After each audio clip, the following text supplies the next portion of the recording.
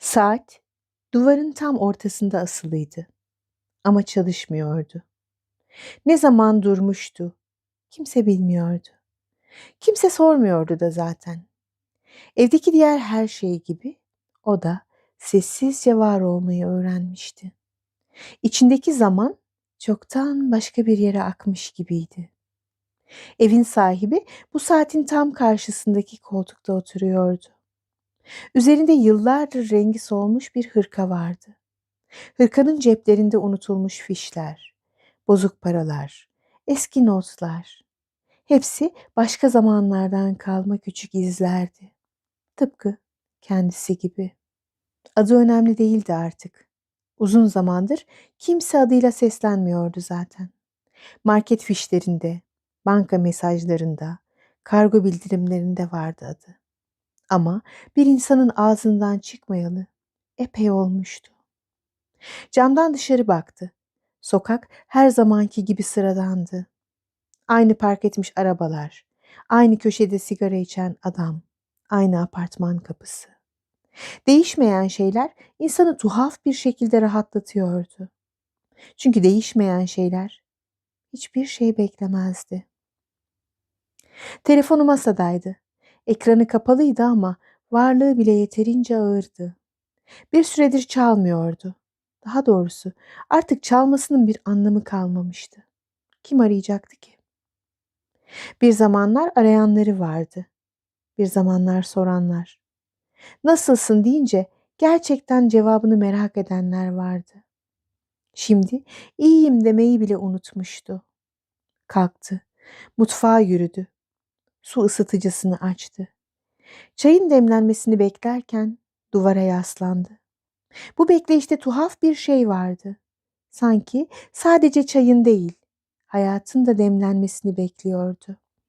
Ama bazı şeyler fazla bekleyince acılaşırdı.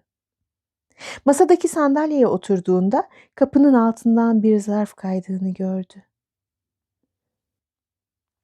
O an içinden geçen duygu şaşkınlık değildi. Daha çok tanıdık bir huzursuzluktu. Geçmişten gelen bazı şeyler insana böyle hissettirirdi. Zarf beyazdı. Üzerinde el yazısıyla yazılmış bir isim vardı. Kendi ismi. El yazısı. Unutulması zor bir el yazısıydı bu. Zarfı eline aldı, açmadı hemen. Önce oturdu. Derin bir nefes aldı. Saat hala çalışmıyordu ama kalbi olması gerekenden biraz daha hızlı atıyordu. Zarfın içinden tek bir kağıt çıktı. Bunu okuduğunda muhtemelen hala aynı yerde olacaksın.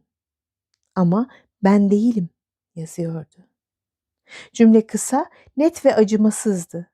Devamını okurken parmakları hafifçe titredi.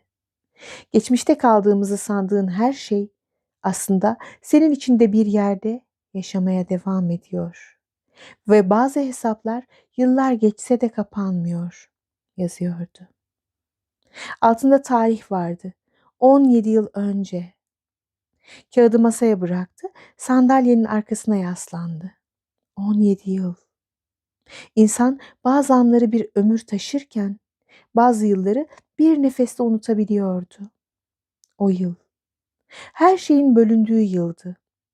O zamanlar hayat henüz bu kadar sessiz değildi. Gürültülüydü, kalabalıktı. Hatalarla doluydu ama canlıydı.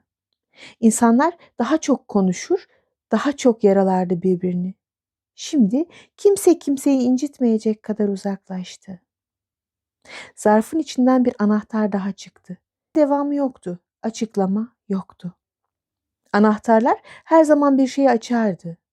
Ama bazen insan hangi kapıyı açtığını bilmek istemezdi. O gece uyuyamadı. Yatağın içinde sağa sola döndü. Tavana baktı. Kırık saatin tik tak etmeyen sesi kulaklarında çınladı. Zihni yıllardır kilitli tuttuğu kapıları bir bir yokluyordu. Sabaha karşı karar verdi. Anahtar eski bir adresin cebine sığacak kadar küçüktü. Adres zihninde hala fazlasıyla büyük. Otobüse bindiğinde hava kapalıydı. Camdan dışarı bakarken her durakta başka bir ihtimali geride bırakıyordu. Şehir değişmişti ama bazı sokaklar inatla aynı kalmıştı. Aynı çatlaklar, aynı kaldırımlar, aynı köşe. İndi. Durduğu yer tanıdıktı. Binanın önünde durdu. Kapıya baktı. Kapı yenilenmişti ama kilit. Kilit hala eskiydi. Anahtarı çıkardı.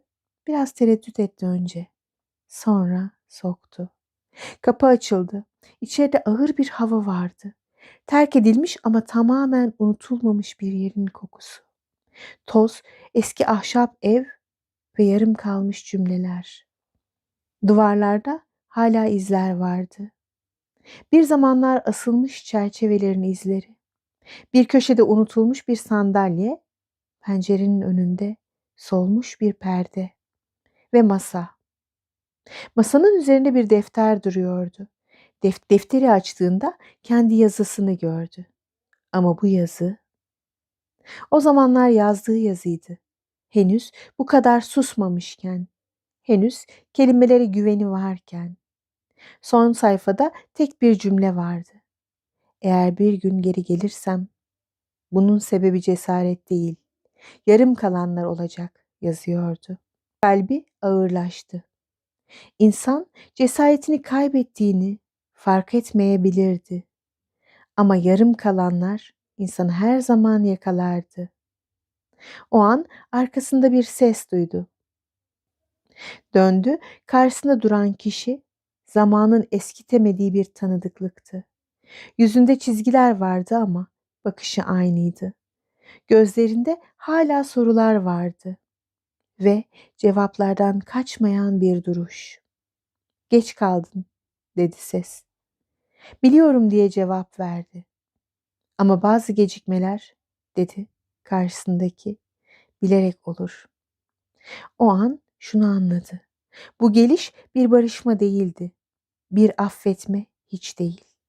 Bu yıllardır kaçtığı sorunun karşısında durmaktı.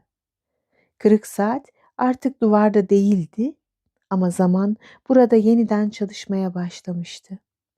Ve bazı hikayeler tam da burada başlardı.